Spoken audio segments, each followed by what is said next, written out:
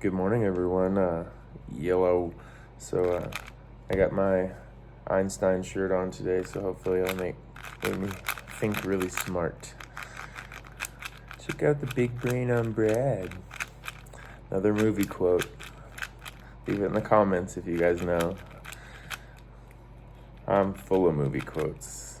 I was definitely kind of a latchkey kid when I was younger, and I grew up raised by that television. I mean, I say that, but I had an awesome childhood. I can't complain. Okay, I think we are scrambled. Okay.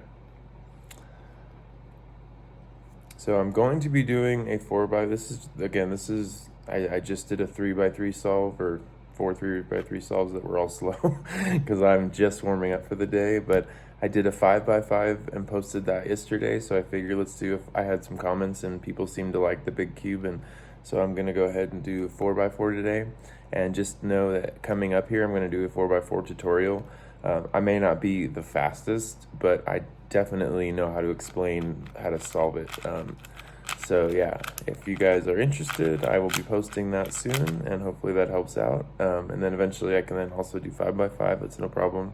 I just do simple reduction. It's not anything I've tried Yao, but I find that it's actually somewhat restrictive. I know it's supposed to not be, but it's just, once you build those white, I don't know if you guys know much about the Yao method, but once you build your white edges, I just find it to be a little bit restrictive on building the rest of it and whatnot. I don't know. It's maybe I haven't quite studied it or enough, and I haven't given it a fair chance. But I don't feel like it was the method for me. And I've looked into Hoya as well, and yeah, I just find that simple reduction is what works for me. But we'll see what works for you guys. All right, here we go.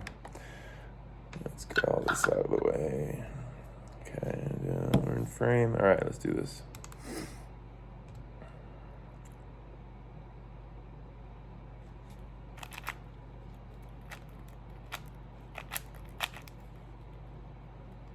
Ooh, interesting.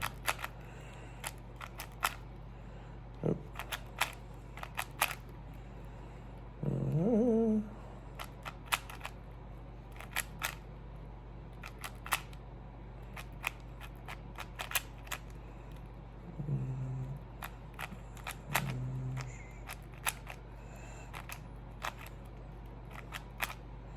So I do it pretty straightforward, to be honest.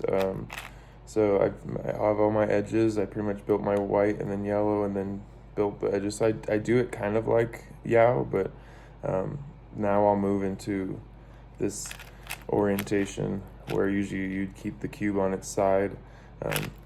And I just find this to be a bit faster for me. Like I said, a little less restrictive in my opinion.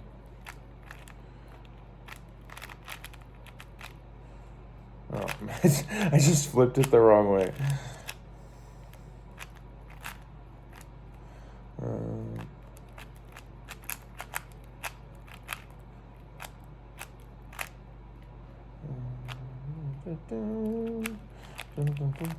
Oh, God, I did it again. I forgot to put on cubing music.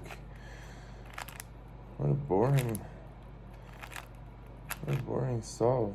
Oh, so here's a huge tip too. So before I mess it up, I put the colors in the wrong orientation. So I started solving. I'm like, wait a minute, green and blue do not go next to each other. They're opposites. So this is gonna mess up my time. But I'd rather kind of teach as I go. But that's one of those things. It's kind of like what I was explaining on 3x3, where there's certain things where, like if you build your all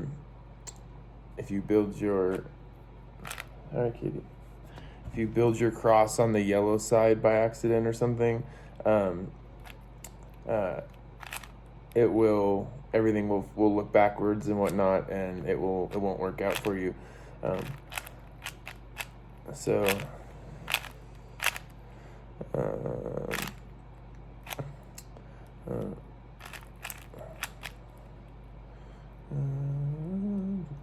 Oh, God, I hate when that happens.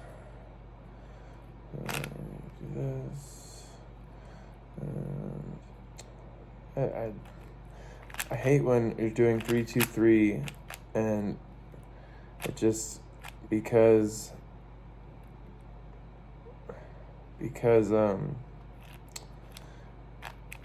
you get, it's hard to explain, but I'll take that though. So because you get, I don't know, I'm trying to, hold on, I'll explain it in a second.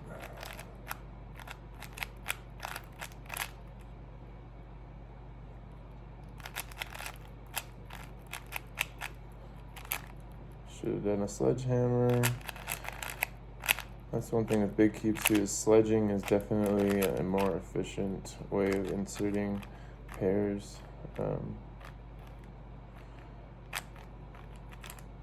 Oh my gosh, seriously? Okay. Almost messed up the same OLL that I messed up on 3x3. Oh, and we got it. A-perm.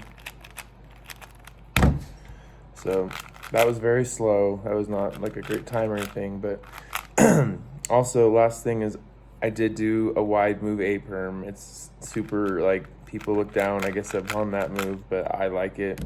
I started using it on 3x3, and it's just, for me, it's pretty quick. Like, that was the left-handed one that because I set it up and then did the inverse or whatever, but like if you can get warmed up and actually,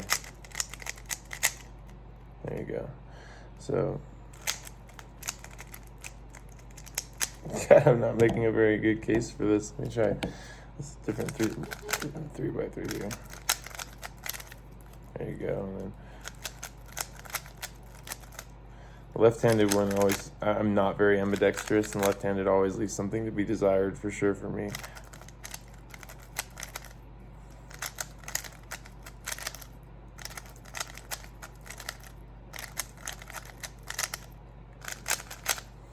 If you do it 3 times, it actually resets the cube. If you do it once, it sets up the inverse. If you do it twice, it sets up the H-perm. And if you do it 3 times, then it sets up the case where then you'd actually do it one more time and it would solve.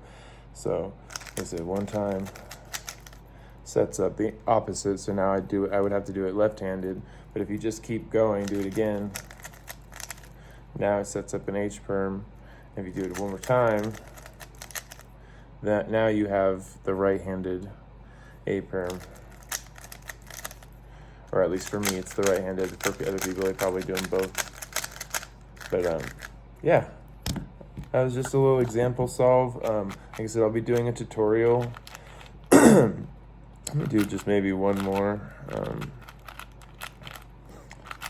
I'm gonna try and maybe not talk so much and.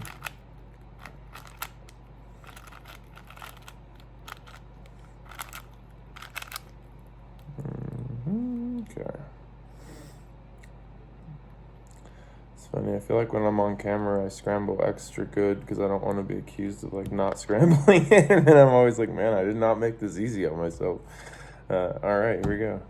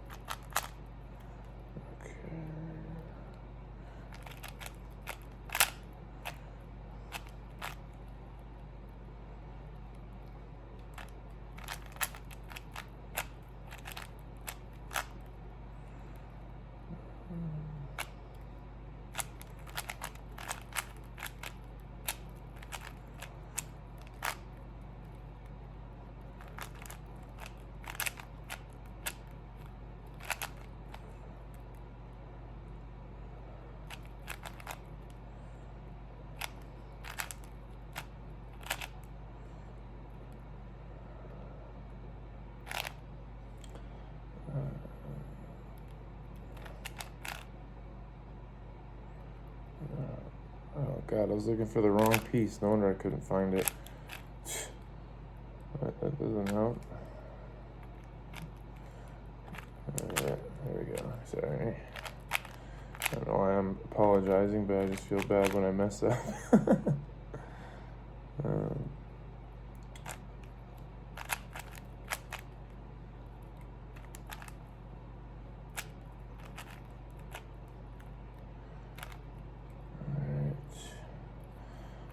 Go.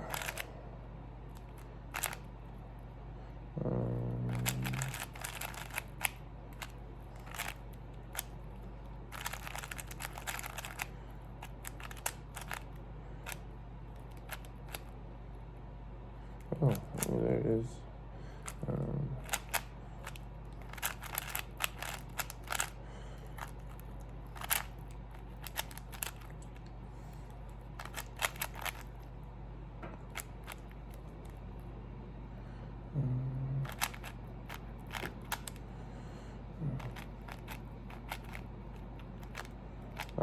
And then I got parity, so that'll set up our parity case like this. Much faster, at least a little bit faster. I just concentrated a little more instead of talking. But so what I was trying to say is when you're setting up your 3-2-3, like it's nice when you get free pairs, but also like it kind of messes up my rhythm when I'm setting up, like, so I'll slice over and set up, the piece to reinsert as I slice back, and then you keep doing that as you go. And if you come to a side that has a pair, I mean, obviously in the beginning you can just take it out and change it with a set that's not a pair, but towards the end, like it's there's not as many broken pairs. All the top is fixed, the bottom's all white, and you don't really have so many broken pairs to insert there, and it messes up my flow at the end. Like that one actually went really well. I love when you just slice back and all of your edges come together, because there's always the chance that you'll have those last two edges that didn't come together, and you have to do the last two edges algorithm. But yeah, that was just a couple warm-up solves. Like I said, I don't usually do time solves first thing in the morning, but this was just like a fun thing to do, so figured I'd post it and see what everyone thinks. But yeah, like I said, I'll be doing a 4x4 tutorial. I'm not necessarily the fastest, but I definitely understand how to solve it. So if I can help anyone along that journey, then right on. So you guys have a great day, and we'll see you soon.